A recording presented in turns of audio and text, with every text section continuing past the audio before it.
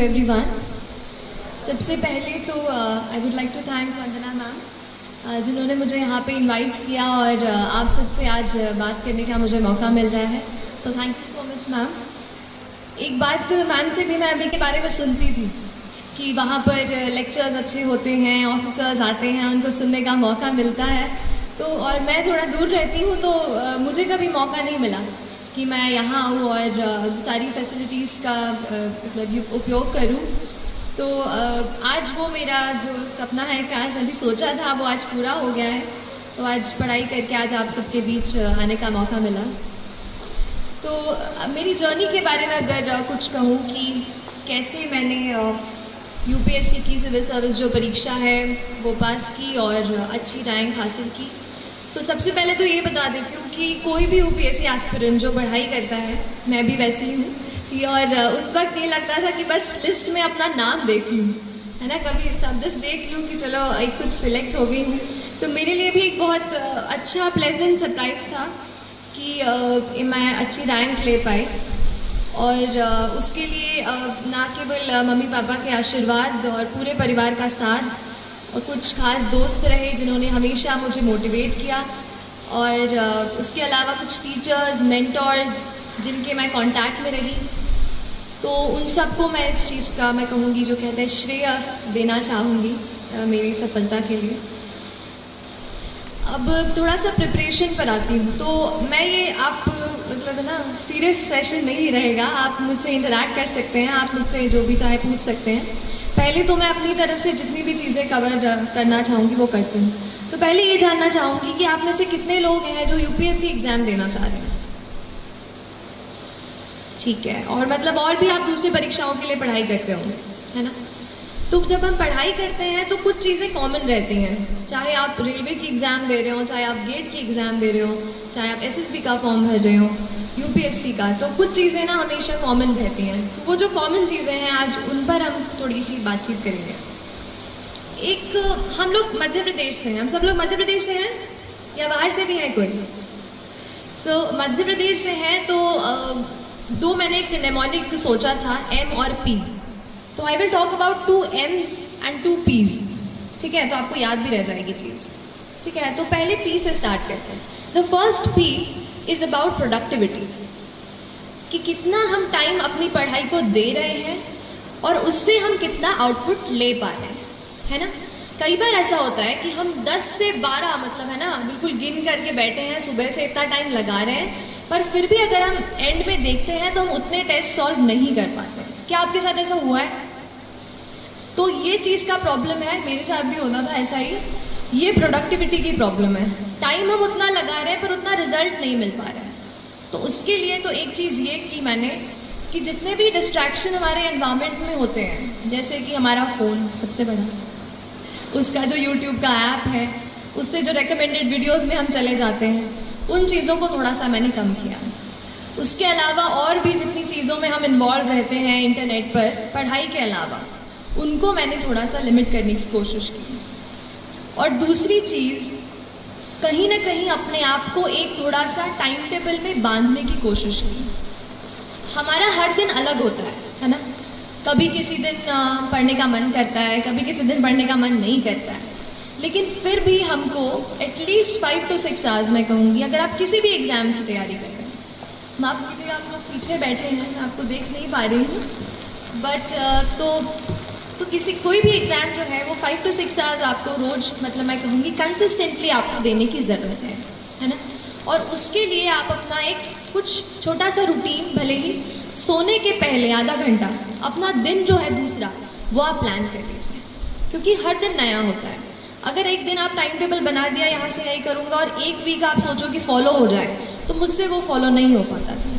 तो मैं ये करती थी कि सोने के पहले थोड़ा सा आधे घंटे में कल क्या क्या टॉपिक्स पढ़ने हैं, क्या क्या चैप्टर्स कवर करने हैं, वो सब एक बार मैं लिख लिया करती थी। एक ये करना चाह रही हूँ प्रेपरेशन की।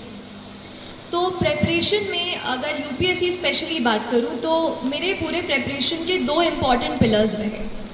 एक था करंट अफेयर्स। करंट अफेयर्स इसलिए एक इम्पॉर्टेंट पिलर है क्योंकि ज़्यादातर एग्जामिनेशन आप देखेंगे तो बहुत ज़्यादा आजकल ना डायनामिक होती जा रहे हैं कि वो ये नहीं जानना चाहते कि चलो शाहजहां ने बना दिया ताजमहल, वो तो हमें पता है, अब उसकी आगे की बात करो। तो अब जो डायनामिज्म एग्जाम में आ रहा है उसके लिए करंट अफेयर्स पे आपकी पकड़ अच्छी होनी चाहिए। और करंट अफेयर्स के लिए मैंने न्यूज़पेपर को जो है सबसे ज़्यादा अच्छे से पढ़ा।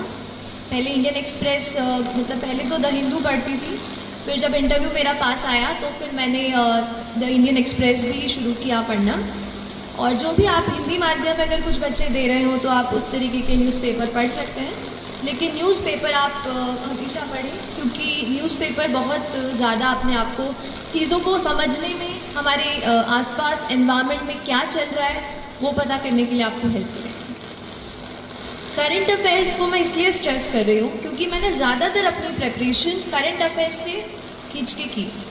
जैसे कि एक एग्जाम्पल के लिए देख लीजिए कि कहीं आपने पेपर में पढ़ लिया कि कोई एक एनिमल है जो, मतलब जिससे ना पोचिंग, आप पोचिंग समझते हैं, पोचिंग हो रही है उसकी, and you know poachers are being caught, कि पकड़ लिया गया है जो भी इसके शिकार कर रहे हैं, ठीक है।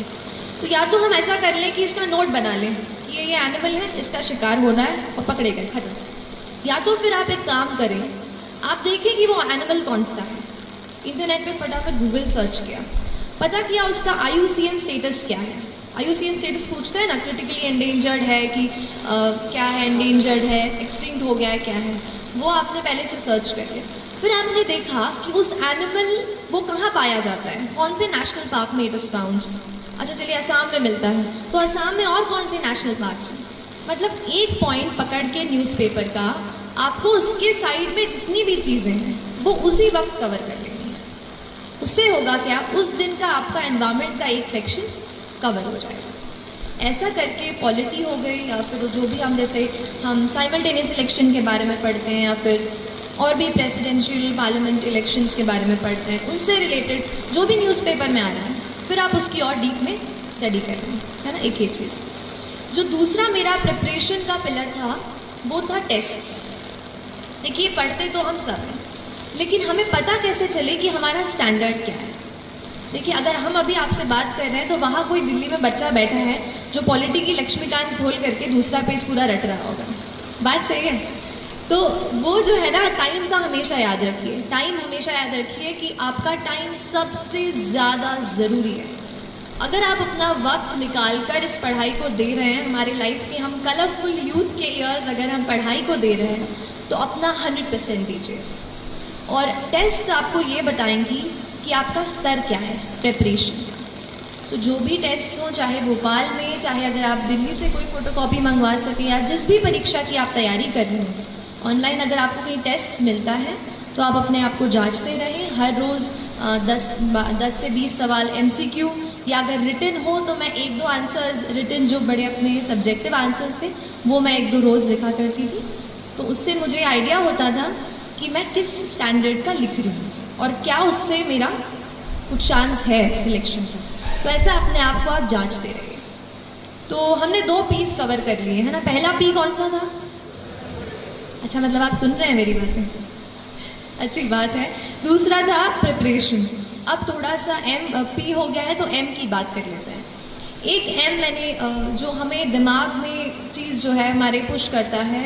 अच्छा, इसके पहले मैं M की तरफ आऊँ, एक चीज़ बताऊँगी कि किसी भी एग्ज़ाम की जब हम प्रिपरेशन करते हैं उसके 2 पहलू हैं। एक, आप क्या पढ़ते हैं, कौन सी किताबें पढ़ते हैं, कितने टेस्ट लगाते हैं, कितने घंटे देते हैं, ठीक। दूसरा है एग्ज़ाम में कि आप मेंटली क्या सोचते हैं, क्या आप कॉन्फिडेंट हैं कि आप एग्ज़ाम क्रैक कर सकते हैं, आप साइकोलॉजिकली कितने स्ट्रांग हैं कि आपका मन नहीं कर रहा है उठने का पर फिर भी आप उठते हैं। वो चीज़ है आपका मेंटल करेज, और उसको आपको बिल्ड करना बेहद बेहद ज़रूरी है। मैं कहूँगी 60% ये मेंटल करेज है और ये 40% जो पढ़ाई है। तो उस मेंटल करेज को बिल्ड करने के लिए 2 M हैं। एक है माइंडसेट, कैसा आप अपने दिमाग को ट्रेन करते हैं। देखिए एक बात होती है, जैसे आप खड़े हैं वहाँ पर, चलिए आपको नहीं कह रही, जैसे हम कभी पढ़ते हैं तो हमें लगता है कि आज मैं बहुत थक गई हूँ, आज बिल्कुल पढ़ने का मन नहीं है, अब तो पढ़ ही नहीं पाऊँगी। तो ये क्या है, आपका दिमाग आपको बोल रहा है कि आप नहीं कर सकते, आप नहीं कर सकते। हम अपने दिमाग से कई बार कंट्रोल हो जाते हैं। हमें करना यह है कि हमें अपने दिमाग को कंट्रोल करना है। हमें उसको बताना है कि नहीं, आज अगर मैंने सोचा है कि मुझे ये चैप्टर कंप्लीट करना है तो मैं करके रहूँ। तो आपको अपने दिमाग को कंट्रोल करना होगा, ठीक है। जब तक हम अपने माइंड को, अपने हार्ट को नहीं एक जगह फोकस कर पाएंगे, तब तक हम अच्छे से फोकस नहीं कर पाएंगे। तो ये चीज़ आप अपने आप को ज़रूर बताते रहिए। और जो दूसरा एम की मैं बात करती हूँ वो है मोटिवेशन। तो कई बार ऐसा पूछते थे, मैं भी जब पढ़ रही थी तो इंटरनेट पे ऐसे यूट्यूब पे सर्च करती थी हाउ टू स्टे मोटिवेटेड। तो लेकिन वो चीज़ मुझे बाद में समझ आई कि बाहर का कोई इंसान मुझे नहीं बता सकता कि how will I stay motivated. तो फिर थोड़ा अंदर मुझे झांकना पड़ा और तब मुझे समझ आया कि मैं कैसे मोटिवेट हूँ। तो फिर जब आपको मन करे ना कि आज तो हो गया, आज बहुत पढ़ाई कर ली, तब अपने आप से पूछो कि ऐसा क्या है जिसने मुझे पुश किया कि मैं ये करियर चुनूँ। ऐसा क्यों है कि मैं एसएसबी के एग्ज़ाम के लिए बैठ रही हूँ या बैठ रहा हूँ। Why is it? अगर आपका वाई तगड़ा है ना तो आप पूरी जर्नी से अच्छे से निकल जाओगे। इसलिए अपने वाई को, why do you want to join the civil service, why do you want to clear this exam, that is very very important. So don't start कि अगर करूँगा तो अच्छा वो मिल जाएगा, प्रेस्टीज मिल जाएगी। अगर आप प्रेस्टीज को सोचकर अगर आप सिविल सर्विस का एग्ज़ाम देने जा रहे हैं तो माय डियर फ्रेंड्स, ज़्यादा दिनों तक वो आपको मोटिवेट नहीं रख पाएगा। मोटिवेशन आपको कहीं ऐसी जगह से आना चाहिए कि अगर आप कहीं जा रहे हो, किसी बच्चे को देखते हो, किसी दुकान पर काम करते हो, तो क्या आप ये सोचते हैं कि वो बच्चा वहाँ पे नहीं होना चाहिए, वो बच्चा अभी स्कूल में होना चाहिए। क्या हम कुछ कर सकते हैं अपनी पढ़ाई से? क्या हम किसी ऐसे पोजीशन पे पहुँच सकते हैं कि उस बच्चे को वहाँ से निकाल कर स्कूल में भर्ती करा दें? तो ये चीज़ आपको मोटिवेट करनी चाहिए। जिस दिन आप सोसाइटी से जुड़ने लगेंगे और समझने लगेंगे कि कुछ और लोग हैं जो अनफॉर्चुनेट हैं, हम बहुत लकी हैं और हम उनकी मदद कैसे करें, तो फिर बहुत जर्नी जो है ना आसान हो जाती है। तो एक ये चीज़ मोटिवेशन की थी कि आप खुद अपने आप को मोटिवेट करिए। मैं लकी रही कि मैं मम्मी पापा के साथ रहकर, घर में रहकर पढ़ाई की मैंने। तो जब भी कभी बोर होती थी मम्मी से बातचीत कर लेती थी किसी टॉपिक के बारे में। आप भी अपने मम्मा से, पापा से या डियर फ्रेंड, आपके भाई बहन जो भी हों, उनसे इस बात का डिस्कशन करें। और इसके अलावा डिस्ट्रेस भी हूँ। और एक और बात मैम से बात करते हुए मुझे याद आई कि मुझे ज़रूर आपसे शेयर करनी चाहिए, वो है हमारा न्यूट्रिशन और हमारा पूरा जो न्यूट्रिशन हम लेते हैं। देखिए हमारा दिमाग, आपने पढ़ा होगा ना साइंस में, कितना % वाटर होता है? Our brain is what %? How much % is it water? 70%, yes. So close to 70% of our brain is just water. और अगर हम वाटर ही, पानी ही नहीं पियोगे तो कैसे पढ़ाई होगी? इसलिए हमेशा आपको हाइड्रेटेड रहना है। पढ़ाई के बाद जूस, अच्छा चाय कॉफ़ी नहीं, हाँ, जूस एंड अच्छा पानी, ये तो जूस नहीं हो तो पानी, प्लीज़ हाइड्रेटेड रखिए अपने आप को। अपने टेबल पे हमेशा ये चीज़ रखिए। और दूसरी चीज़ है न्यूट्रिशियस फूड। तो मैम तो बिल्कुल मम्मा जैसे रखती हैं आपको, तो आप बिल्कुल न्यूट्रिशियस फूड लेते रहिए जहाँ भी आप रहते हैं। प्लीज़ आप अगर हॉस्टल में रहते हो तो प्लीज़ अपने आप को कभी भी वो मत कीजिए, क्योंकि हमारी बॉडी जब स्ट्रांग होगी ना तभी अपन अच्छे से हेल्दी होकर पढ़ पाएंगे। तो don't compromise on that front. और इसके अलावा एक चीज़ और कहना चाहूँगी यूपीएससी के कॉन्टेक्स्ट में थोड़ा स्पेसिफिकली, कि 2 चीज़ें सबसे ज़्यादा आपको पूरे इसमें मार्गदर्शन देंगी। पहली चीज़ है यूपीएससी का सिलेबस।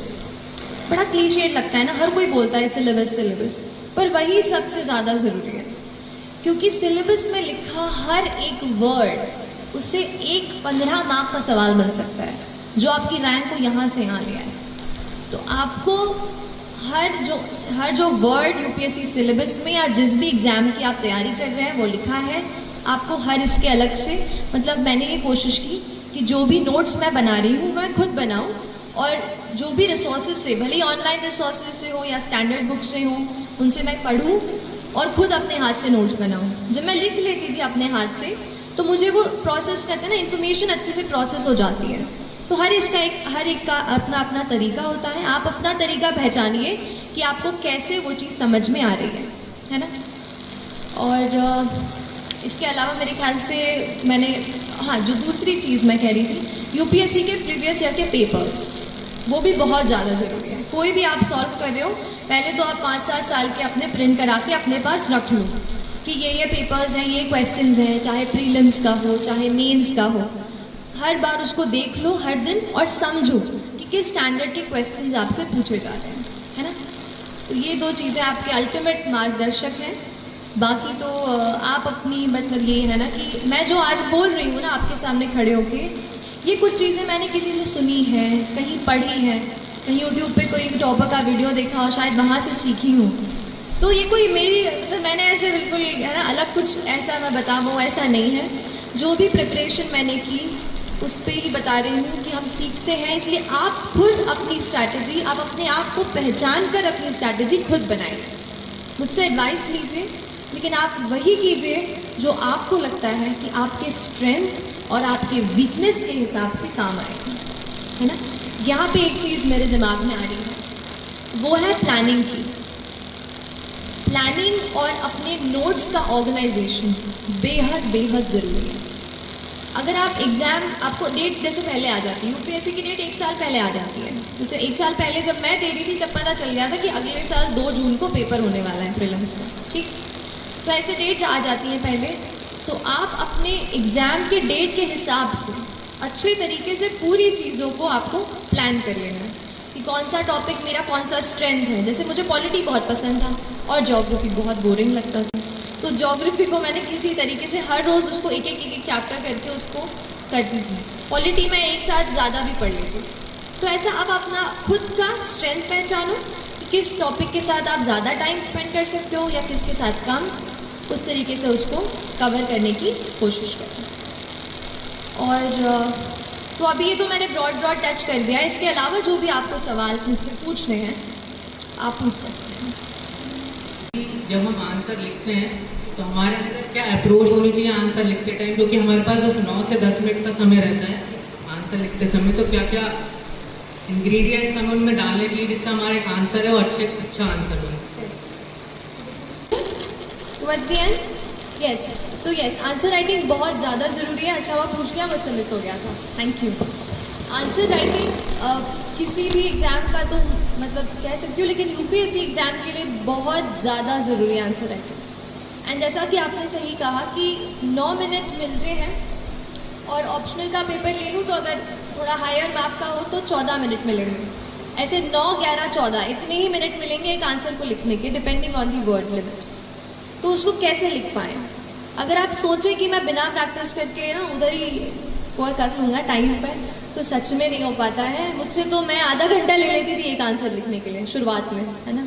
और मेरे ख्याल से आपके साथ भी ये चीज़ हुई होगी कि आधा घंटा क्वेश्चन लेके टाइम स्टॉप वॉच अच्छे से ऑन करके बैठे और लग गया आधा घंटा। तो ये होगा, तो लेकिन प्रैक्टिस की ज़रूरत है। तो पहले आप अपना नॉलेज बेस बना लो। जैसे मान लो आप किसी पॉलिटी का मान लीजिए आप आंसर आज लिखने का सोच रहे हैं, पहले आप उसका नॉलेज बेस बनाइए कि अच्छा ये मैंने पढ़ रखा है। उसके बाद आप आंसर क्वेश्चन को अटेम्प्ट कीजिए। तो क्वेश्चन को अटेम्प्ट करके कुछ ऐसी चीज़ें मैं आपको बताती हूँ जो मैंने उसमें डाली और शायद मुझे लगता है कि उससे अच्छे मार्क्स मिले। कोई भी आंसर अगर केवल जैसे शुरू किया, थोड़ा सा बताया, और वो है ना एक स्टैंडर्ड फॉर्मेट की introduction, then body, then conclusion, ये तो हम लिखते ही हैं। इसके अलावा आप अपने आंसर्स में कुछ फैक्ट्स कोट कर सकते हैं। जैसे कि हम न्यूज़पेपर पढ़ते हैं तो नहीं पढ़ते हैं कि 50% of the Indian population is this, कुछ भी ऐसा डेटा रहता है, जीडीपी का डेटा रहता है और कुछ। तो ऐसे फैक्ट्स जो हैं आप कोट कर सकते हैं। This is 1। नंबर 2, कोई भी कमिटी की रिपोर्ट ऐसे आता है कि जैसे अभी आया था कि justice B N Shri Krishna की रिपोर्ट आई थी, है ना, प्रिवेसी को लेकर के, राइट टू प्रिवेसी को। तो वो एक रिपोर्ट मैंने आंसर में कोट की थी। तो ऐसे कोई भी रिपोर्ट्स और कमीशंस जो बैठते हैं, जैसे आपने पुंची कमीशन, सरकारिया कमीशन, एआरसी, इनके बारे में सुना होगा, तो इनकी रिपोर्ट्स को आपको वहाँ पे लिखना है कि इनके हिसाब से ये व्यू पॉइंट है। कुल मिला के बात ये है कि हमारा व्यू पॉइंट तो ठीक है, पर हमारे व्यू पॉइंट को एक्सेप्टेबल बनाने के लिए हमें किसी का सहारा लेना पड़ेगा। तो हम उस फैक्ट का सहारा लेंगे या उस कमिटी का सहारा लेंगे, तो हमारी कही हुई बात ज़्यादा एक्सेप्टेबल साबित होगी। आप समझ रहे हैं? तो ये फैक्ट, कमिटी, इसके अलावा आजकल इंडेक्स बहुत आते हैं। जैसे आपने ease of doing business index सुना होगा, है ना। गवर्नमेंट भी उस पर काफ़ी स्ट्रेस कर रही है कि ईज़ ऑफ डूइंग बिजनेस पे हमारी रैंकिंग और अच्छी हो जाए। तो आप उन इंडेक्सेस को पढ़िए, जैसे एनवायरमेंटल प्रोटेक्शन इंडेक्स आता है, ऐसे तो इनको भी आप अपने आंसर्स में कोड कर सकते हैं। And as far as time is concerned, तो मैंने एक स्टॉप वॉच खरीदी थी छोटी सी, और बस फिर आंसर्स लिख करके अपना टाइम ऑन करके बार बार प्रैक्टिस करती हूँ। हर रोज़ 1 से 2 आंसर आप लिखो, और अगर आपके पास ऐसे 8 to 9 मंथ्स का टाइम है तो आप उतना डेवलप कर लेते हो स्पीड कि आप उतने टाइम में कर पाओ। बस एक चीज़ और कहूँगी कि आप मॉक टेस्ट ज़रूर दीजिएगा, भले मेंस दे रहे हो या प्रीलिम्स दे रहे हो।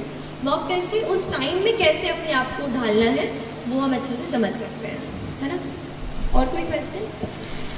गुड आफ्टरनून मैम, मेरा क्वेश्चन है कि यूपीएससी में जो क्वेश्चन आते हैं किस तरीके के क्वेश्चन में पैराग्राफ का यूज़ सूटेबल रहेगा, और जो अनुच्छेद पॉइंट वाइज उनमें कैसे कॉम्बिनेशन होना चाहिए या फिर कैसे डिफरेंस? जी ठीक है, अब मैं करूँगी। तो कई बार ऐसा मतलब आता है, डाउट खुद में रहता है कि पैराग्राफ में लिखना है या पॉइंट्स में, बट ये बहुत ही सिंपल सी चीज़ है। It depends on the demand of the question, ठीक है। अगर क्वेश्चन में ऐसा टेल वर्ड आप समझते हैं, एनालाइज, क्रिटिकली एनालाइज, एन्यूमरेट, है ना, ये सब दिया रहता है, एग्जामिन। तो जैसे एन्यूमरेट बोला है तो एन्यूमरेट मतलब तो नंबर में लिखना है, चलो बात पक्की है।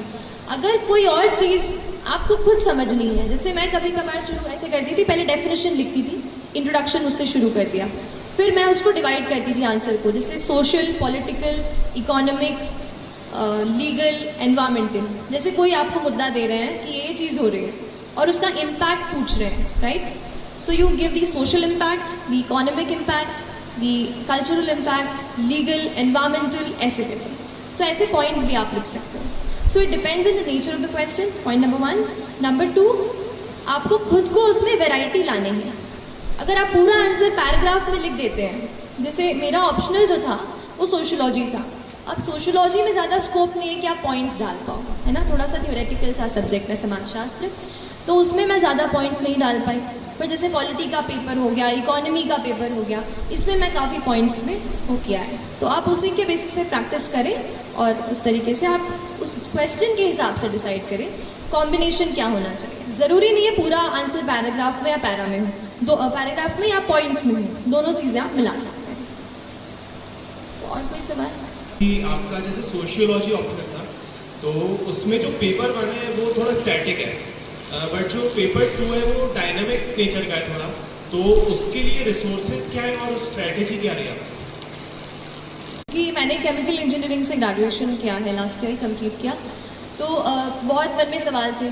अब मेरे साथ ऐसा था कि ऑप्शनल में केमिकल इंजीनियरिंग अवेलेबल नहीं था, तो I had to choose something else. तो मैंने पहले सोशियोलॉजी चूज़ किया और उसकी किताबें पढ़ी, लगा यार इंटरेस्टिंग है, पढ़ते हैं। अगर बुक लिस्ट पे आऊँ तो मैंने ट्रायल एंड एरर से बुक्स ढूंढी हैं, किसी टॉपर्स ने सजेस्ट की थी, उनकी बुक्स देखी, और फिर कुछ खुद ही मैंने पढ़ के उनके नोट्स बनाए। तो पेपर 1 के लिए तो काफ़ी सारे, जैसे हैरलम्बस एंड हील्ड तो सब पढ़ते हैं, जो ऑरेंज वाली पतली किताब आती है हैरलम्बस एंड हील्ड, वो एक मैंने पढ़ी थी। और अगर पेपर 2 पे आ जाऊँ सीधा, जो आपके क्वेश्चन पे, कि काफ़ी डायनामिक है, तो नंबर 1 न्यूज़पेपर्स तो आपको पढ़ना है बहुत तरीके से, क्योंकि न्यूज़पेपर्स में कुछ ऐसी चीज़ें आप पढ़ लेते हैं which you can directly quote in your answers. एक एग्जांपल देती हूँ, जैसे मैंने एक आर्टिकल पढ़ा था एक मैगजीन में, जिसमें लिखा था कि कुछ लड़कियाँ जिससे बॉर्न हो जाती हैं और उनके पेरेंट्स नहीं चाहते कि लड़की बॉर्न हो, तो उसको नपुंसक नाम दिया जाता है। तो ये थोड़ा यूनिक एस्पेक्ट है। तो अगर किसी गर्ल चाइल्ड के बारे में कोई सवाल हो तो आप उसमें एग्जाम्पल दे सकते हैं कि किस तरीके से हमारे कल्चर में एक ऐसा वर्ड अब आ गया है कि if a female child is unwanted, उसको हम क्या नाम देंगे। तो ये कितनी अनफॉर्चुनेट चीज़ है, आप इसको कोट कर सकते हैं। तो एक तो न्यूज़पेपर्स। अगर बुक लिस्ट या बुक्स की बात करूँ कि मैंने क्या रेफ़र किया, तो आज मैंने प्रिपरेशन शुरू कर दी थी, बाद में ये बुक मेरे हाथ में आई। इसमें पूरा पेपर 1 और पेपर 2 साथ में दिया हुआ है, नितिन सांगवान सर की किताब है। उसमें वो भी IAS हैं और उन्होंने लिखी है, तो उसमें पेपर 1 पेपर 2 दोनों मिल जाएगा, दैट्स 1। मैंने कास्ट के स्पेशल एस्पेक्ट्स को कवर करने के लिए नदीम हसनैन की किताब है। तो नदीम हसनैन की ट्राइब्स वाली नहीं है, sociology, general sociology, Nadeem Hasnain वो। और फिर रूरल सोशियोलॉजी के लिए दोषीयान जैन की किताब आती है, वो आप पढ़ सकते हैं, है ना। ये कुछ है, बाकी अभी तो ऐसा ही है। बाकी आप तन्वी सौंद्रियाल मैम, उनकी बुक लिस्ट आप पढ़ सकते हो, काफ़ी कुछ मैंने उनसे भी सीखा है।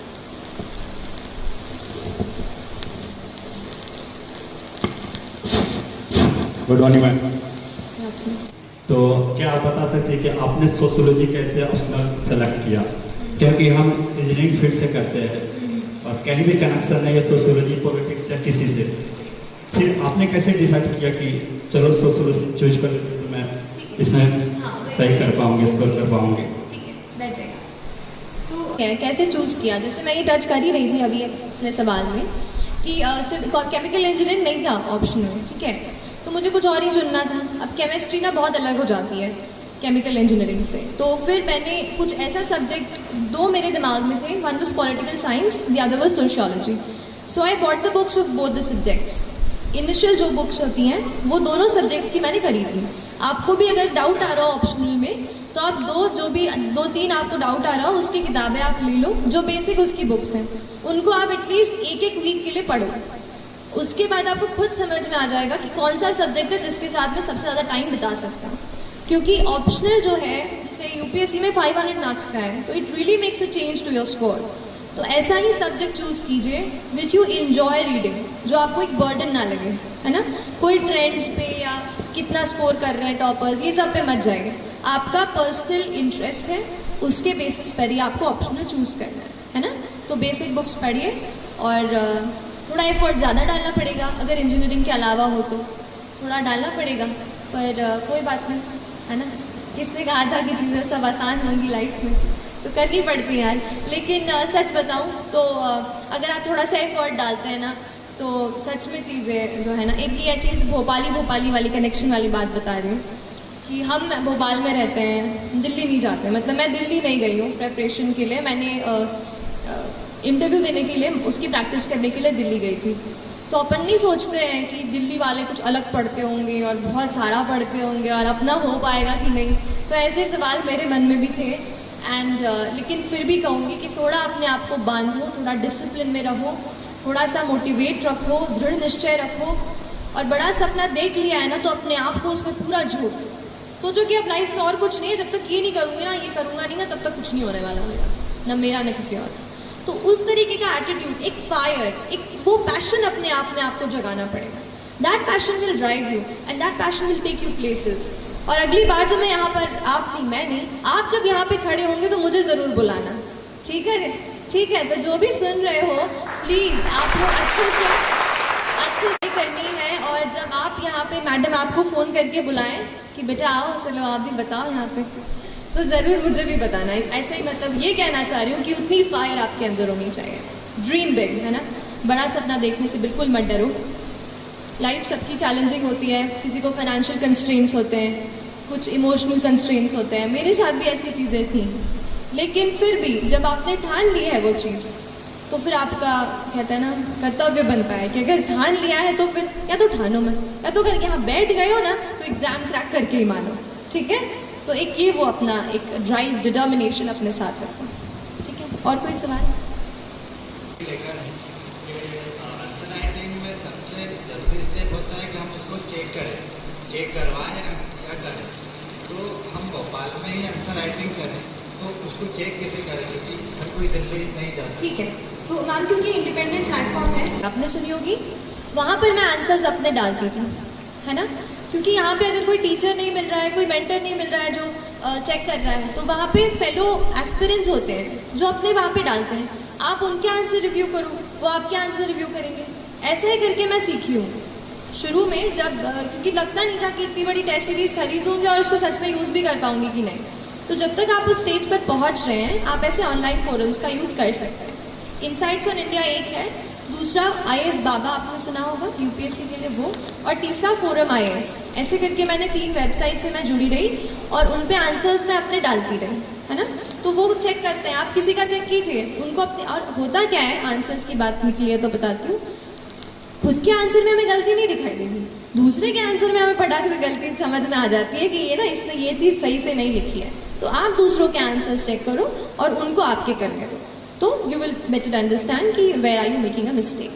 And when you are thorough enough, when you feel कि now this is a moment when I can write time करके टेस्ट, तो फिर आप कोई टेस्ट सीरीज परचेज कर सकते हो डेडी से, कोई भी।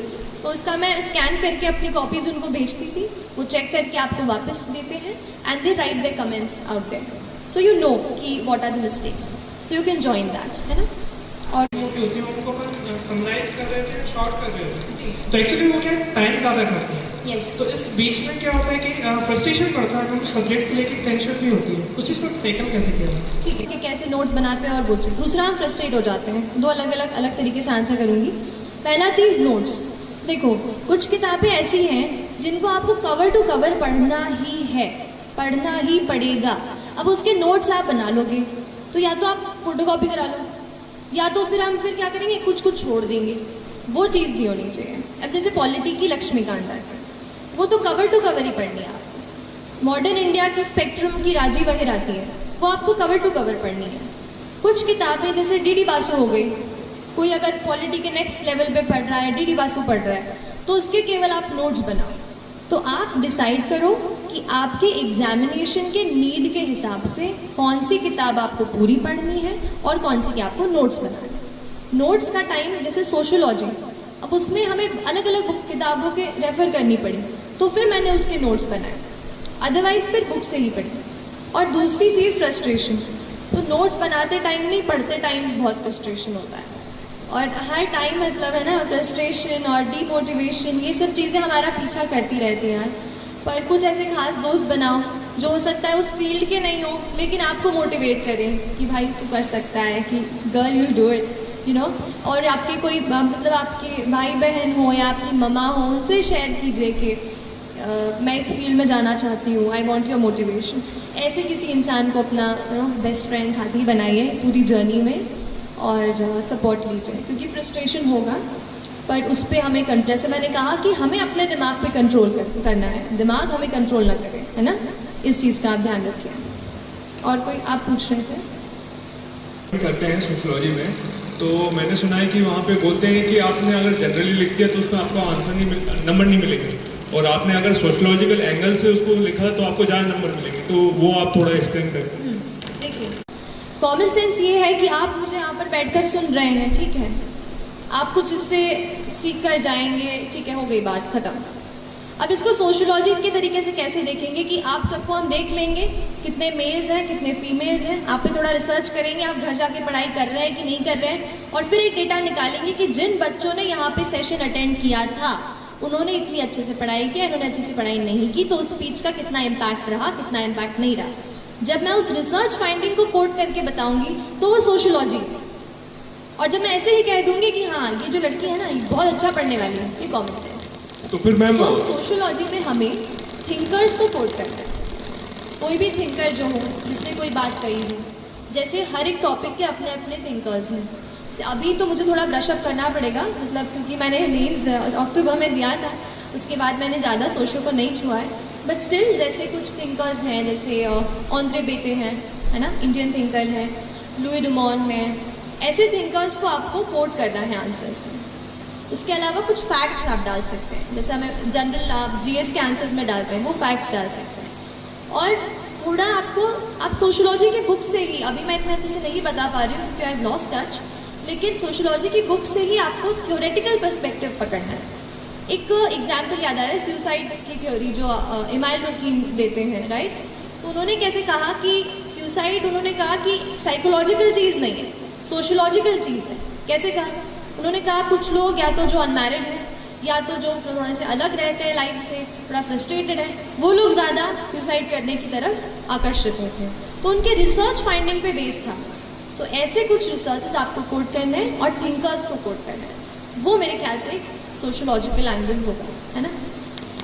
एंड मैम, मेरा दूसरा क्वेश्चन है कि वर्ड लिमिट कंप्लीट करने के लिए आपने वैसे लिखना स्टार्ट किया? नहीं, अगर मैं देखो यूपीएस अगर केवल वर्ड लिमिट आरजीपीवी की तरह पन्ने भरने जाएंगे ना तो मार्क्स नहीं मिलेंगे सर, सच बता रही हूँ, मार्क्स नहीं मिलेंगे। मैंने भी आरजीपीवी के एग्जाम 2-2 घंटे में निकाल के आती थी। मतलब अब देखो, अब आपसे अच्छे से शेयर करूँ, आप हंस गए तो थोड़ा और याद है एक चीज़ मेरे को कि मेरा लास्ट सेमेस्टर का एग्ज़ाम, हमारा 8 सेमेस्टर का एग्ज़ाम का 4th पेपर, 4 ही पेपर होते हैं थ्योरेटिकल इंजीनियरिंग में आखिरी सेमेस्टर में, तो उस पेपर के बीच में और मेरे प्रीलिम्स एग्जामिनेशन के बीच में 14 दिन का अंतर था। 14 दिन, आप समझ रहे हैं, मतलब मेरे लाइफ की मैं बड़ी एग्ज़ाम देने जा रही हूँ और मुझे जब पता चला कि बस 14 दिन है तो मैं हिल गई थी पूरी तरीके से। तो वो जो एग्ज़ाम था आखिरी, जो भी पेपर थे 4, वो मैंने 2-2 घंटे में लिख के मैं निकली हूँ, क्योंकि मुझे एक चीज़ तो पता थी कि यहाँ पे मुझे ज़्यादा क्वालिटी पे जज नहीं किया जाएगा। आप समझ रहे हो ना, इंजीनियर टू इंजीनियर बातें है। तो लेकिन यूपीएससी ऐसी नहीं है। आप कोई और पेपर देंगे, एसएससी, एसएसबी, वहाँ पे वो आपके क्वालिटी ऑफ आंसर पे ही आपको चेक करेंगे। एंड वहाँ पे आप सोचो कि मैं लाइन थोड़ी स्पेस बना के जो है पेज मुझे पूरे भर दूंगा और उसमें पॉइंट नहीं होगा तो आपको मार्क्स नहीं मिलेंगे। ये मुझे कैसे पता चला, जब मैं अपने टेस्ट लिख रही थी, जो आप टेस्ट देख रहे हैं ना, उनमें आप नंबर देख लीजिएगा। शुरू के टेस्ट में आप देख लीजिए मैं कैसा लिखती हूँ और बाद के टेस्ट में देखिए आप मैं कैसा लिखती हूँ। मैंने खुद ही ये चीज़ समझी, इम्प्रूव की कि मेरे आंसर में वो लोग ये नहीं देख रहे कि मैं कितना दोनों पेज कंप्लीटली भर रही हूँ, वो ये देख रहे हैं कि कितने पॉइंट्स उसमें से निकल रहे हैं। आप समझ गए? तो पॉइंट्स कितने उससे रेलेवेंट क्वेश्चन में जो पूछा गया है। एक तो पहली बात, क्वेश्चन को अपन को 2 बार पढ़ना है, ठीक है। एग्जाम में इतना प्रेशर होता है, एक बार पढ़ लेते हैं, हाँ को ना को हाँ पढ़ के आंसर टिक ला के आ जाते हैं, वो चीज़ गलत है। तो क्वेश्चन आप चाहे मेंस का हो चाहे प्री का हो, 2 बार पढ़ो, दिमाग को शांति से दिमाग में घुसाओ और फिर 10 सेकेंड्स का वक्त लेके फिर शुरू करो आंसर राइटिंग। और ऐसी कोई मेरी वो नहीं रही कि जैसे ज़्यादा स्पेस लूँ या इस तरीके से, ऐसा कुछ नहीं है। अगर आपको ऐसा लग रहा है तो फिर अच्छी बात है, मेरा प्रेजेंटेशन अच्छा काम कर गया है ना। तो बस हाँ, क्योंकि देखो प्रेजेंटेशन भी इम्पॉर्टेंट होता है ना। एक चीज़ पे आ जाती हूँ कि देखो कोई एग्जामिनर आपकी कॉपी चेक कर रहा है, उसे कोई मतलब नहीं है सृष्टि देशमुख कौन है, कोई मतलब नहीं। उसके लिए बस एक गड्ढा है कॉपी का, राइट। अपने लिए वो अपनी पूरी लाइफ की वो है ना मेहनत अब उनको दे रहे हैं। तो आप कैसे दूसरों से अलग आपकी कॉपी चमके, इस बात पे आपको थोड़ा वर्क करना पड़ेगा। तो आपकी कॉपी प्रेजेंटेबल होनी चाहिए, ऐसा नहीं कि बिल्कुल मोतियों के अक्षर लिखने हैं, ऐसा कुछ नहीं है। नॉर्मल आप हैंड राइटिंग लिखो बट उसको समझ में आ जाए एग्जामिनर को, मतलब उसको चश्मा, अब वो प्रोफेसर्स होंगे उनको ज़्यादा वो ना करना पड़े, दिक्कत ना हो, उनके लिए आसानी हो, ऐसा आंसर लिखो। प्रेजेंटेबल भी हो, थोड़े बहुत, जैसे आपने पूछा था ना कि आप क्या आंसर में करते हो, तो मैंने थोड़े फ्लो चार्ट वगैरह भी बनाए। मैप मैंने सीखा कि कैसे मैं 10 सेकेंड में इंडिया का मैप बना लूँ, तो वो मुझे एक चीज़ काम आई। जैसे एक क्वेश्चन आया था कि आप रामसर वेटलैंड साइट्स बताइए इंडिया में कौन से, तो इधर मैं लिख देती कि 2 Ramsar wetland sites are Deepor Beel in Assam and Bhojpal lake in Bhopal, ठीक है। मैंने क्या किया, छोटा सा मैंने 10 सेकंड में फटाक से एक मैप बनाया, वहाँ पे असम के साइड पे एक गोला बना के वहाँ लिख दिया दीपोर बिल और इधर लिख दिया भोजपाल लेक। तो उससे क्या हो गया, प्रेजेंटेशन इम्प्रूव हो गया। हो सकता है आधा मार्क मैंने वहाँ एक्स्ट्रा चुरा लिया। ऐसे करके आपको अपने आंसर्स को इम्प्रूव करना है और ये प्रैक्टिस से आएगा। मैम जस्ट टू कंफर्म, मैं समराइज करने के लिए, आपने पहला बोला कि सोशोलॉजिकल एंगल में अपने को थिंकर्स को कोट करना है तो उससे ज़्यादा मार्क्स मिलेंगे अपने को, ठीक है। तो मैम जीएस का जो आंसर अपन लिखते हैं और सोशोलॉजी का जो आंसर लिखते हैं, दोनों में सिर्फ यही फ़र्क है कि अपने को थिंकर्स का मैं आपको एक बताऊंगी कि मैं सच बता रही हूँ वेरी ऑनेस्टली। अभी मेरा थोड़ा टच छूट गया है सोशियो का, तो मैं इतना अच्छे से नहीं बता पा रही हूँ। आप मेरे आंसर शीट्स दूसरी वेबसाइट पे जहाँ पे मैंने सोशियो की टेस्ट सीरीज ली थी, आप वहाँ से मेरे आंसर्स पढ़िए and you will get to know कि व्हाट आई राइट डिफरेंटली, है ना। बाकी अब मैं इनको चांस दूँ प्लीज़, है ना, पूछने के लिए। ये कुछ स्पेशल फोकस एरिया जो जिस पर ध्यान दिया जाए मैडम। ठीक है। ब्रिलियंट। मेरे मार्क्स आए, मुझे अभी भी पता चला कि 98 कट ऑफ गया था, वो तो पहले पता चल गया था। मेरे 106 मार्क्स आए, तो कोई खास बहुत तगड़े मार्क्स नहीं है मेरे, लेकिन फिर भी पूछा है, अब थोड़ा क्रॉस कर लिया है। तो बस ये बोलूँगी कि अपनी एग्जाम की पैटर्न को पहचानो। यूपीएससी में कुछ, जैसे पॉलिटी एक ऐसा सेक्शन होता है कि वो पूछेंगे आपसे, और वहाँ अगर आपने गलत कर दिया तो ऐसे हज़ारों बच्चे हैं जो पॉलिटी को मास्टर करके वहाँ बैठे, तो वहाँ तो एक भी आपका सवाल गलत नहीं होना चाहिए। तो पॉलिटी को आप पूरा पक्का करके जाओ। पिछले साल मॉडर्न हिस्ट्री से भी बहुत ज़्यादा सवाल आए थे, तो उसको भी आपको अच्छे से कवर करना है, ठीक है। तीसरी चीज़, करंट अफेयर्स में जो एनवायरमेंट पूछा जाता है वहाँ से भी क्वेश्चंस आए हैं, तो करंट अफेयर्स का एनवायरमेंट। फिर मुझे याद आ रहा है गवर्नमेंट स्कीम्स जो हैं वो भी बेहद ज़रूरी है ना। प्रधानमंत्री उज्ज्वला योजना, ये योजना, वो योजना, सारी योजनाओं को लिख लो एक पेज पे कि ये इस मिनिस्ट्री की है, वो उस मिनिस्ट्री की है, और वैसे उसको याद करने की कोशिश करो, है ना। तो ये कुछ इंपॉर्टेंट पॉइंट्स हैं, polity, modern history, environment, current affairs. और हाँ, आजकल ना बुद्धिज़्म जैनिज़्म से बहुत सवाल आने लग गए हैं। पिछले साल ही 2 सवाल आ गए, तो अब वो मुझे कहीं नहीं मिला, तो मैंने एग्ज़ाम के एक दिन पहले बस विकीपीडिया का बुद्धिज़्म और जैनिज़्म का पूरा पेज पढ़ लिया। उसी से वो स्थानकवासी मुझे आ गया और एक मैत्रेय करके क्वेश्चन था वो मुझे आ गया। तो ऐसे कुछ आपको खुद ढूंढना पड़ेगा कि कौन सा कहाँ से पूछ रहे हैं, क्योंकि आप गारंटी तो नहीं ले सकते कि एनसीईआरटी पढ़ लिया है तो एनसीईआरटी से सवाल आ ही जाएगा। थोड़ा सा आपको एलिमिनेशन टेक्निक से भी प्रैक्टिस करना पड़ेगा, है ना। एलिमिनेशन आप समझते हैं कि ये नहीं है, ये तो हो ही नहीं सकता, ये इसमें डाउट है, और ये तो इन दोनों में फिर कौन सा बेस्ट है, ऐसा एलिमिनेशन करके भी आपको आंसर्स पे पहुंचना होगा। मैं कहूँगी 100 सवालों में से 30 से 35 सवाल आपको डॉट श्योर आने चाहिए। उसके बाद के जो 20-25 हैं उस पर आप खेल सकते हो कि कहाँ कौन सा है, कौन सा थोड़ा बहुत दिमाग लगा के इंटेलिजेंट गेस, है ना, ऐसा रैंडम गेस भी नहीं लगाना है, इंकी पिंकी टाइप्स, है ना। तो प्लीज़, अच्छे होते हैं जिन्हें छोड़ना ही होता है, जो किसी को नहीं आता, तो वहाँ ये मत सोचो कि अरे इतनी पढ़ाई की है, ये सवाल तो मुझे करके ही जाना पड़ेगा, नहीं।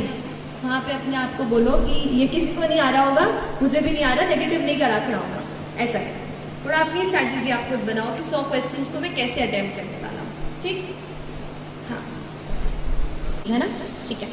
तो इन्होंने ये पूछा कि मेंस में हम जो नोट्स बनाते हैं उनको किस तरीके से टॉपिक वाइज अरेंज किया मैंने, और कैसे मुझे फिर एग्जाम में मैंने कैसे उसको किया कि मुझे उस टाइम पे याद हो जाए। देखिए, यूपीएससी की स्पेसिफिक बात करूँ तो GS2 और GS3 का पेपर ऐसा है जो ज़्यादा से ज़्यादा आपका डायनामिक से आ जाएगा। जो आप न्यूज़पेपर पढ़ेंगे ना, GS2 GS3 आपका वहाँ से रोज कवर होता जाएगा। तो उसके लिए तो आंसर राइटिंग ही मैंने की, और आंसर राइटिंग से ही मुझे टॉपिक्स पता चल गए थे कि ये। जहाँ तक नोट्स की बात है तो जो भी एडिटोरियल आते थे ना द हिंदू में या इंडियन एक्सप्रेस में, उनके मैं नोट्स बनाती थी। तो कोई जैसे टॉपिक हो गया उसका अलग से प्लेन पेज में, और हाँ, प्लेन पेजेस को इसलिए स्ट्रेस कर रही हूँ क्योंकि आंसर वहाँ पे आंसर शीट में प्लेन शीट ही मिलती है, वहाँ रूल शीट नहीं मिलती। तो आप शुरू में लिखोगे तो ऐसा, तो कभी ऐसा जाएगा, तो आपको प्रैक्टिस करनी है ताकि स्ट्रेट आप अच्छे से लिख पाओ। तो मैंने नोट्स भी अपने प्लेन पेजेस में ही बनाए, एंड एडिटोरियल्स के नोट्स बनाए, ऐसे अलग अलग मैंने किया। अब एग्जाम के अंदर हॉल में घुसते हुए ना एक टॉपिक ऐसा था, सब्जेक्ट, जो मुझे उसके डेफिनेशन याद नहीं रहती थी, वो थे GS4 का पेपर, एथिक्स का paper, ethics, integrity and aptitude. अब वो इंटेग्रिटी, डिसिप्लिन, ट्रस्टवर्दीनेस और करेज और ये तो वो, तो उसके डेफिनेशन नहीं याद होते थे। तो इतना छोटा सा, एकदम इतना सा पेज पे मैंने एक डेफिनेशन कहीं कहीं से बना के अच्छी से वो लिख ली। फिर उसको मैं जाते तक मैं उस पेज को देख रही थी। मतलब अगर आपको ऐसा आपको कुछ लग रहा है कि आपको याद नहीं हो रहा है एंड दैट इज़ इम्पॉर्टेंट, तो उसका छोटा सा अपन नोट्स बनाते हैं ना, वैसे नोट्स बना लो and keep reading it every night और एनीथिंग लाइक दैट। सो वो एक चीज़। और सोशोलॉजी का जो है पेपर 2 में डायनामिज्म, जैसा मैंने कहा, न्यूज़पेपर से कोट कर सकते हैं, थिंकर्स से कोट कर सकते हैं। तो शुरू में डेफिनेशन से करती थी, फिर कुछ पर्सपेक्टिव, जैसे आशीष बोस, आपने नाम सुना है? आशीष बोस एक डेमोग्राफर थे इंडिया के, शायद हैं, मुझे नहीं पता। तो उनका वो रिसर्च आया था जिसमें हमारे मध्य प्रदेश को बुरा ही लगा था, अपन को जो बीमारू बोल दिया था उन्होंने। तो वो उनका बीमारू जो शब्द दिया था ना, बिहार एंड ऑल, बिहार मध्य प्रदेश, तो वो उन्होंने पूरा एनालिसिस किया था कि क्यों ये स्टेट्स हैं जो थोड़ा अंडर डेवलप या डेवलपिंग स्टेज में हैं। तो उन्होंने फिर एक और एक्रोनिम बनाया था, डेमारू, that was related to female infanticide. तो उनके मैंने फिर रिसर्च स्टडीज़ या वो भी मैंने कोट किया आंसर्स में। तो अभी तो सोशोलॉजी पे मैं कुछ ऐसा सोच रही हूँ, कुछ ऐसा राइटअप या बुक लिस्ट बना करके मैं नेट पे ऐसा कुछ शेयर कर दूँगी, तो एक वहाँ से आप हेल्प ले लेना। बहुत जल्द मैं कोशिश कर रही हूँ कि सोशोलॉजी की जो भी चीज़ है, कहीं वेबसाइट या कहीं ब्लॉग ऐसे मैं आपसे शेयर करूँ, तो आप वहाँ से भी वो चीज़ देख सकते हो, है ना। और कोई क्वेश्चन? यहाँ पे रहेंगे, दिल्ली जाएंगे, तो यहाँ पे जैसे लोकल कंटेंट सीखते हैं, क्या सबसे अच्छा रहेगा? जैसे कई बार हम सेल्फ स्टडी करते हैं तो समझ में नहीं आता जो कर रहे हैं वो सही है या गलत है, तो उसके लिए डायरेक्शन कैसे दें? हम यहाँ भोपाल में रहते हैं। ठीक है, आप बैठे। हाँ, तो शुरुआत तो मैंने फाउंडेशन कोर्स लिया था मैंने यहाँ पर, और उसके बाद 8 महीने का वो कोर्स करके, लेकिन मुझे ये लगा कि उसमें मुझे केवल डायरेक्शन मिली है, केवल बुक्स पता चली हैं, बस बाकी जो वैल्यू एडिशन था वो आपको खुद को करना है।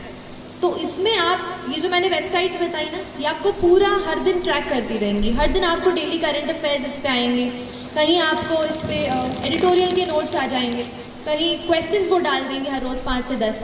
तो इस तरीके से आप इनसे जुड़े रहो। दूसरी चीज़, अगर आपको लग रहा है कि कोई टॉपिक आपका वीक है, तो आप ऑनलाइन क्लासेस दिल्ली से जो वेबकास्ट होती हैं उनको आप सब्सक्राइब कर सकते हो, है ना। तो स्पेसिफिक टॉपिक जैसे कोई ज्योग्राफी हो या इकोनॉमी में किसी को दिक्कत हो तो वो कर लो, उससे थोड़ा सा मोटिवेशन आपका बढ़ जाएगा। मतलब आप सोचोगे कि चलो यार खरीदा है तो फिर उसको देखना ही पड़ेगा, वो बात आ जाती है थोड़ी सी। तो आप वो कर सकते हो, वहाँ से टेस्ट या फिर क्लासेस आप ज्वाइन कर सकते हो, है ना। और कोई सवाल? हेलो, बोलिए। Firstly congratulations ma'am. Thank you so ma'am much. मेरा सवाल ये है कि जैसे मैं अगर प्रिपरेशन स्टार्ट कर रहा हूँ तो मेरे को मैम ह्यूमैनिटीज़ के सब्जेक्ट मैंने कभी नहीं पढ़े, तो मैम थोड़ी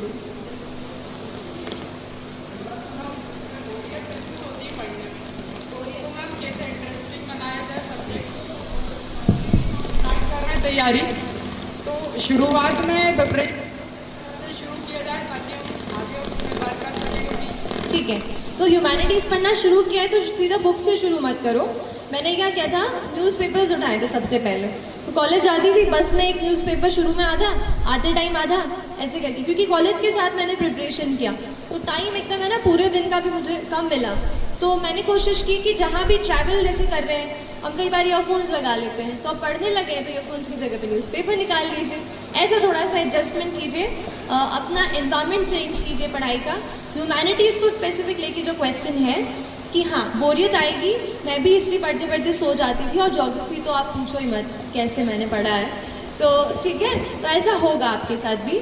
बट न्यूज़पेपर से शुरू करो, वो चीज़ें आपको इंटरेस्ट दिलाती हैं, ठीक है। जैसे कोई चीज़ आप पढ़ते हो कि ये जो है ना, आज जैसे आज कौन सा डे है बताइए आप मुझे, हाँ आज वर्ल्ड हेरिटेज डे है, राइट। तो आज वर्ल्ड हेरिटेज डे पे आप यूनेस्को की वेबसाइट पे जाओ, या जो भी यूनाइटेड नेशंस इसको मना रहा है उसकी वेबसाइट पे आप चले जाओ, आज उनके इसमें आपको देखो कि अलग अलग फोटोग्राफ्स, बहुत सारी चीज़ें आपको मिलेंगी।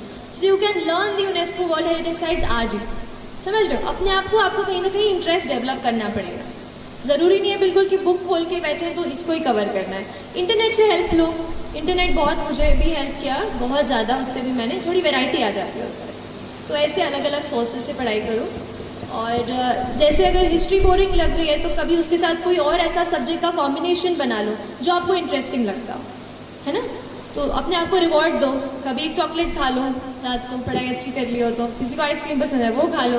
देखो मैं कह रही हूँ ना, अपने सबको सब बोरियत होता है यार, इतनी पढ़ाई अपन को नहीं जमती है, बट कर लेते हैं ना, तो सच को अपने दिल को भी थोड़ा ट्रिक करो, है ना।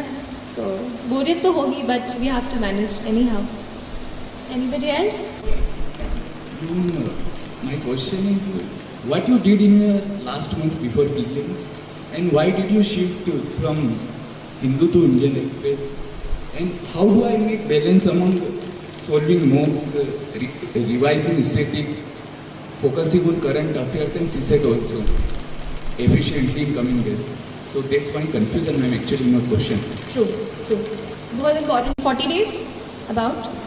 तो इतने टाइम में आप कुछ टेस्ट लगा चुके होंगे, तो उन टेस्ट को आप ये समझो कि वो नेचर ऑफ मिस्टेक जो आप कर रहे हैं वो क्या है। देखो गलतियां हम सब करते हैं, मेरे भी 90 मार्क्स ही आया करते थे ऐसे मॉक में इतने दिन पहले, 80, 90, 70, तो मुझे लगा ये 110 का आंकड़ा तो मैं पार नहीं कर पाऊंगी, ऐसा होगा।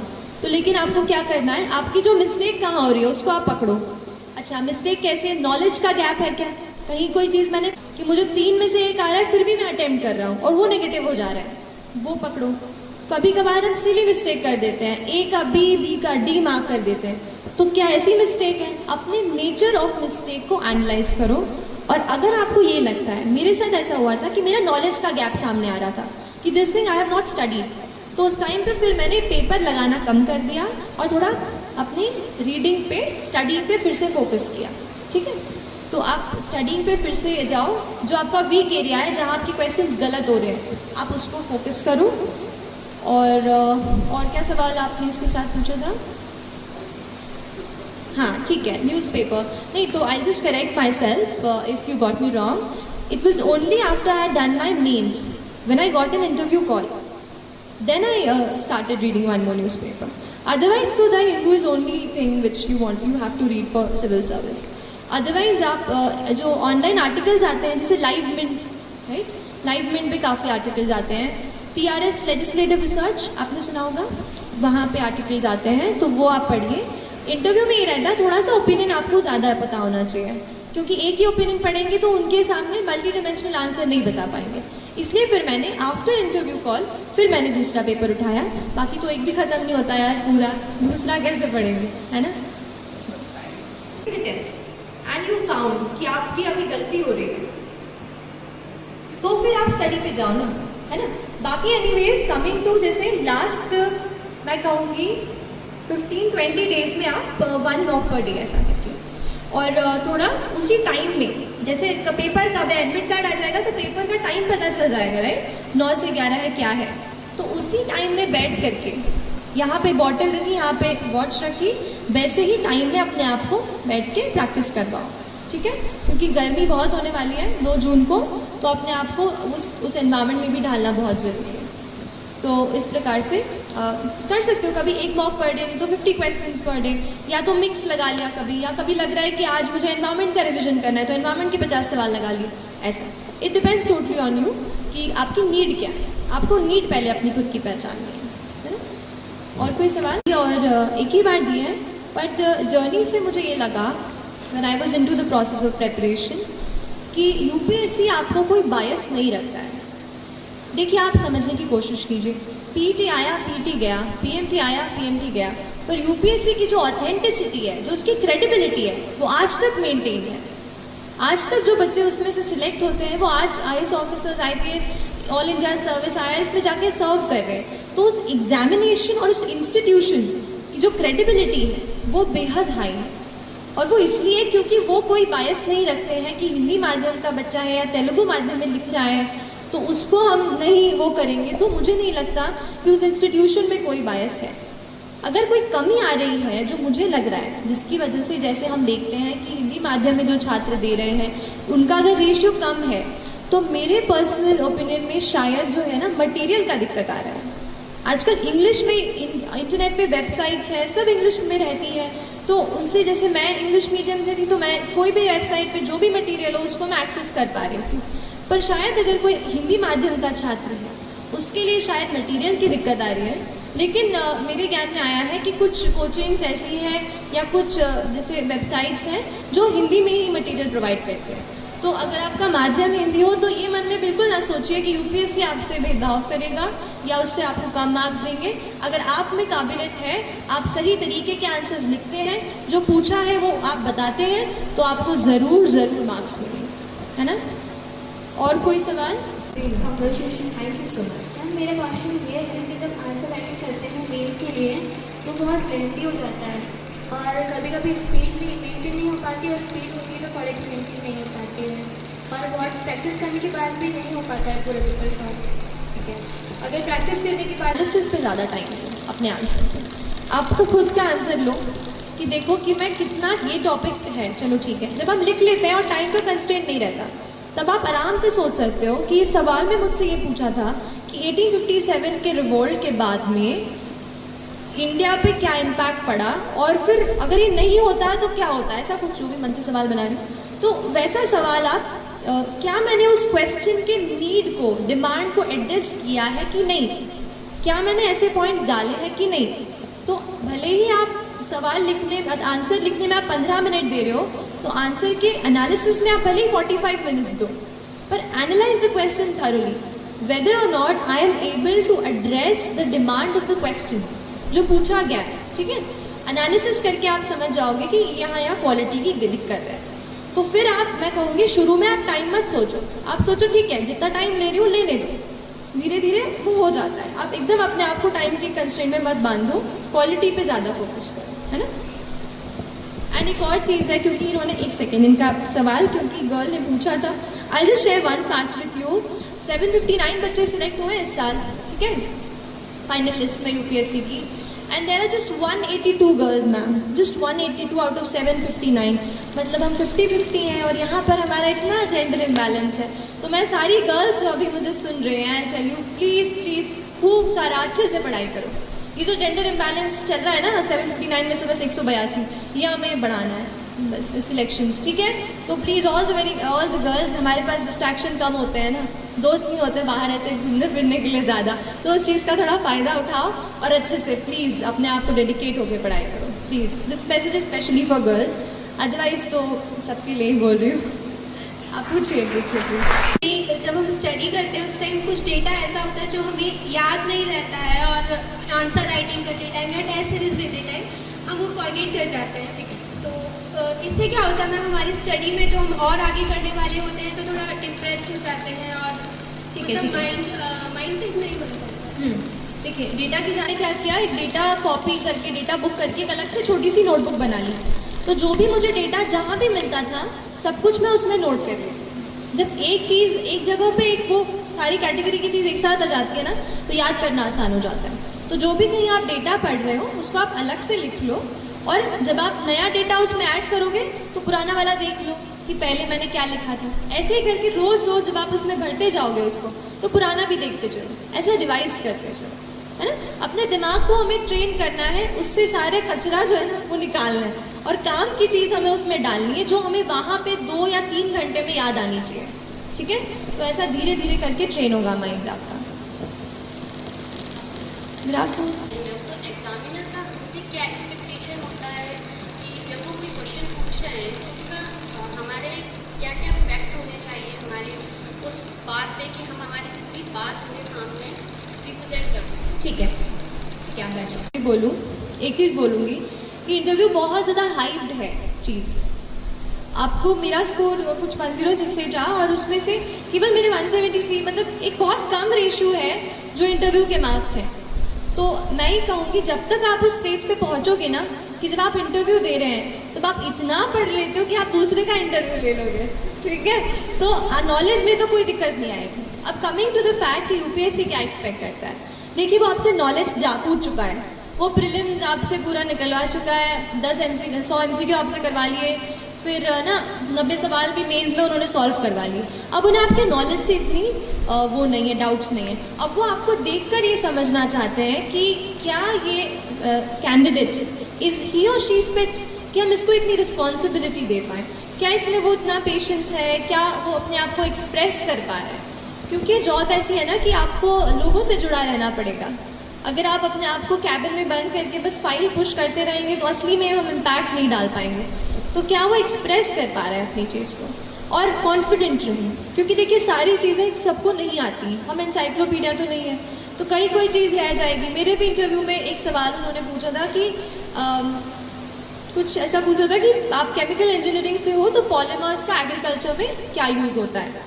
अब वो चीज़ मुझे उस वक्त नहीं याद आई, तो मैंने थोड़ा 5 सेकंड रुकी, फिर मैंने कहा कि sir I am unable to recollect at this moment, I will read about it. तो ऐसा करके मैंने वो सवाल वो किया और फिर वो दूसरे सवाल पे आ गया। तो ऐसा कुछ नहीं है कि आपको हर चीज़ आनी चाहिए, इट्स जस्ट दैट आपका जो डिटेल्ड एप्लीकेशन फॉर्म है, जो बैकग्राउंड है, you should know everything about it. जैसे मैंने अपनी स्कूलिंग कामिल से की, तो मैंने थोड़ा कामिल की हिस्ट्री पढ़ ली कि बाई चांस उनका नाम इस पर अटक जाए तो वो उससे कुछ पूछ ले। तो ऐसा आप करो और बैकग्राउंड अच्छे से प्रिपेयर करो and be ready and be confident. They just want you to be confident so that you express yourself well and you're patient even when they try to heckle you। मतलब वो कुछ ऐसा करें कि आपको थोड़ा अजीब लगे, और उस वक्त भी आप अपना ध्यान ना खोएं और अच्छे से उत्तर दे सकें। मेरे ख्याल से वो इतना एक्सपेक्ट करते हैं, क्योंकि बाकी की ट्रेनिंग तो वो देंगे हमको, बस अब स्टूडेंट की तरीके से हमें जांचते हैं, तो इतना कुछ नहीं है। और कोई आप पूछना चाह रहे थे? मैम वो क्या कोर्स पेपर होता है जो एथिक्स होता है, उसमें नंबर की मार्जिन बहुत कम होती है, आप उसको फेस कैसे किए? क्योंकि मेरे सब्जेक्ट जो मैं क्लियर कर रहा तो फोर्थ पेपर में थोड़ा दिक्कत जा रही है। ठीक है, देखिए फोर्थ पेपर यूपीएससी की परीक्षा की बात कर रहे हो क्या? और एमपीपीएससी में भी होता है ना, ethics integrity and aptitude, MPPSC में भी होता है, राइट। तो मेरे ख्याल से इस पेपर में 2 पार्ट्स हैं। एक तो अपना जो थियोरेटिकल पूछेंगे कि क्या क्या क्वालिटीज़ रिक्वायर्ड हैं ऐसा करके, जहाँ पे मैंने डेफिनेशन की बात की थी ना, कि जहाँ पे अगर हम छोटी छोटी डेफिनेशन याद करके लिख जाए उनको यूज़ कर सकते हैं। I think GS4 is about quality content. देखिए डिसिप्लिन, किसी को बोले व्हाट इज़ डिसिप्लिन, कोई कुछ लिखेगा, कोई कुछ लिखेगा, आपको कुछ ऐसा लिखना है कि वो एग्जामिनर एक बार पढ़े तो सोचे अरे हाँ यार ये इसने कोई तगड़ी बात बोली है। और कुछ एग्जाम्पल लगाइए आप अपने रियल लाइफ के। जैसे एक एग्जाम्पल मैं थोड़ा सा अपने रियल लाइफ से करके गई थी कि ऑनेस्टी ऑनेस्ट कितना रहते हैं सिविल सर्वेंट। तो अपना जो लाइसेंस होता है, आप सब में से किसके पास लाइसेंस है? Driving license? बस गाड़ी सब चलाते हैं? अरे यार ऐसा मत कर। तो लाइसेंस का ऐसा हुआ था कि वहाँ पे मैं गई और फिर कोई कह रहे थे जैसे रिलेटिव कि आप ये इनको पे कर दो एजेंट को और वो आपका लाइसेंस बनवा देगा। मैंने कहा नहीं, जो ऑफिशियल प्रोसीजर है उससे करेंगे। मुझे 5 दिन लग गए, 5 दिन मुझे ऑफिस के चक्कर काटने पड़े, बट एटलीस्ट मेरे मन में वो सेटिस्फैक्शन रहा कि मैंने ऑफिशियल प्रोसीजर से किया है और किसी एडिशनल इंसान को, मिडिल मैन को पैसा नहीं दिया है। तो एक वो चीज़, जैसे ये पर्सनल एक्सपीरियंस की बात होगी, तो कोई ऑनेस्टी पे कोई पूछ रहा है कि how will you be honest, तो आप कोट कर सकते हो कि ये मेरा पर्सनल एक्सपीरियंस है। ऐसा कहीं आपने कहीं एनेक्डोट पढ़ लिया, किसी की बात पढ़ ली कि कुछ, अभी मैं कहीं पढ़ रही थी मध्य प्रदेश में एक ऐसी कहीं जगह है, जगह की नाम नहीं याद आ रहा है, जहाँ पे लड़कियाँ मैकेनिक का काम सीख रही हैं। तो वहाँ पर जो है बहुत अचंभा हो रहा है, बहुत सारी लड़कियाँ जो और बाहर जैसे काम के लिए नहीं जा पा रही हैं, वो गांव में ही अपने वहीं पे जिला में ही जो भी गाड़ियाँ आती हैं उनको रिपेयर कर देती हैं। तो कितनी यूनिक बात है। तो विमेन एम्पावरमेंट की कोई बात चल रही हो एथिक्स के पेपर में, तो ऐसा कोई एग्जाम्पल आप कोट कर सकते हो। तो एक ये चीज़ आप डेफिनेशंस, और दूसरी चीज़ जो केस स्टडीज़ की आती है ना, हमें सिचुएशन दे दी जाती है कि you are in this situation, now what will you do. तो इसकी प्रैक्टिस आप करो। उस एक बुक आई थी एथिक्स, इंटेग्रिटी एंड एप्टीट्यूड की, जिसमें केस स्टडीज़ ही दी थी बस। तो वो बुक मैंने ली थी, उन केस स्टडीज़ को मैंने अच्छे से पढ़ा और फिर मैंने अपना पर्सपेक्टिव सोचा कि मैं अगर उस पोजीशन में हूँ तो एक एथिकल इंटीग्रल, मतलब ऐसा ऑफिसर मैं क्या सोचूंगी उस वक्त, वो घर पे आपको प्रैक्टिस करनी है। और एथिक्स का जनरली पेपर लंबा होता है, तो उसका राइटिंग की स्पीड आपको ध्यान रखनी पड़ेगी। तो ये 2-3 चीज़ें हैं ना आपको। और कोई Any more questions here? It's taking too much long and thanks to ma'am. जो मैम इंग्लिश मीडियम के लिए जो है रिसोर्सेज बहुत ज़्यादा है, हिंदी मीडियम वाले बच्चों के लिए रिसोर्सेज कम है। Yes. तो मैम जो हम आंसर राइटिंग करते हैं तो हम हमारी कॉपी कैसे चेक करें? देखिए, मैं ऐसे चीज़ों के कांटेक्ट में नहीं आई हूँ जो हिंदी मीडियम वाले उसको करते हैं, लेकिन मुझे ऐसा लगता है कि लास्ट 5 को रिजल्ट आया था, आज 18 तारीख, ऐसे बहुत सारे लोगों से मैं मिली हूँ जो इस इंडस्ट्री में काम कर रहे हैं एज ए टीचर या एज एन एस्पिरेंट। तो मैं उनके साथ कोशिश करूँगी कि मेरे से जितना हो पाए ये चीज़ बढ़े, क्योंकि ये मैं समझती हूँ कि हिंदी मीडियम के लिए थोड़ा सा मटेरियल का प्रॉब्लम हो रहा है। तो देखते हैं, बट आपसे ये कहूँगी थोड़ा सा मेहनत आपको थोड़ी ज़्यादा करनी पड़ेगी। आप थोड़ा नोट्स आप खुद अपने बनाओ और कुछ किताबें हैं उनको जो हिंदी में दी हैं उनको पढ़ो, या कोई इंग्लिश में पढ़ के इजी इंग्लिश, जैसे थोड़ा बहुत तो आप समझ सकते हैं ना, तो उसको आप अपने आप पढ़ाते हैं। और जो हिंदी टेस्ट सीरीज़ लगाते हैं देते हैं, है ना, जो आपके आंसर्स चेक करके आपको दें, ऐसे कुछ मैं समझती हूँ। क्योंकि मध्य प्रदेश में हम हैं और काफ़ी हिंदी माध्यम के बच्चे हैं, तो आप ऐसे किसी टीचर्स से जुड़िए। और आई सपोज मैम भी मतलब इस पर आप थोड़ा मैम देखिएगा, अगर बच्चों को हेल्प हो पाए, कोई भी टीचर अगर हिंदी माध्यम से बच्चों की कॉपियाँ चेक कर पाए, है ना, तो ऐसा कुछ थोड़ा ढूंढना पड़ेगा। और अगर मेरे कांटेक्ट में कोई आता है तो मैं मैम को ज़रूर इन्फॉर्म करूँगी, तो आप उनसे पूछ लीजिएगा, है ना, ठीक है। तो ख़त्म, मैं एक चीज़, एक ना मैं कल ना परसों एक यूट्यूब वीडियो देखी, तो वो मैं आपके साथ शेयर करना चाहूँगी। बस ये बात है कि बिफोर आई से those lines, thank you so much for lending me your ears. आप लोगों ने मेरी बातें सुनी, मेरे से इंटरेक्ट किया मेरे साथ, और मुझे बहुत बहुत अच्छा लगा दैट अगर यहाँ से अगर आप 2 भी चीज़ अगर कुछ अपने प्रिपरेशन में इम्प्लीमेंट करेंगे तो पूरा मेरा यहाँ पे आना पक्के से सफल हो जाएगा, और अभी भी हो गया है। तो प्लीज़ आप अच्छे से पढ़ाई कीजिए और डिस्ट्रेस भी होइए, ऐसा नहीं है बस पढ़ाई करनी है। थोड़ा सा आप अपने दोस्तों के साथ मूवी भी देखिए, कभी फन टाइम भी इंजॉय कीजिए। लेकिन अगर आपने फोकस बनाया है, अगर you have decided that this is something that you have to do in your life, so I tell you there is nothing more powerful in this universe than a human being with a purpose. You know, if हम एक human being हैं, we are a ball of energy. अगर हम ये decide कर लें that we have a purpose in mind, then nobody can stop us. Believe in this thought. मैं यहाँ पे बिल्कुल वो चीज़ फॉलो करके आपके सामने खड़ी हूँ, and you can be here as well, है ना। तो please believe in yourself, don't get demotivated. If you get, फिर से अपने आप को ट्रैक पे ले आओ। और 1-2-4 लाइन ही है कि डर मुझे भी लगता था फासला देखकर, डर मुझे भी लगता था फासला देखकर, पर मैं बढ़ता गया रास्ता देखकर। डर मुझे भी लगता था फासला देखकर, पर मैं बढ़ता गया रास्ता देखकर। खुद ब खुद मेरे नज़दीक आती गई, खुद ब खुद मेरे नज़दीक आती गई मेरी मंजिल मेरा हौसला देखकर, मेरी मंजिल मेरा हौसला देखकर। तो आप अपना हौसला बुलंद कीजिए, बड़ा सपना देखिए, बड़ा सपना देखने से डरिए मत। लेकिन जितना बड़ा आपने सपना देखा है उतनी ही बड़ी मेहनत करेंगे तो आप यहाँ आएंगे और फिर मुझे ज़रूर बुलाएंगे, है ना? चलिए, थैंक यू सो मच।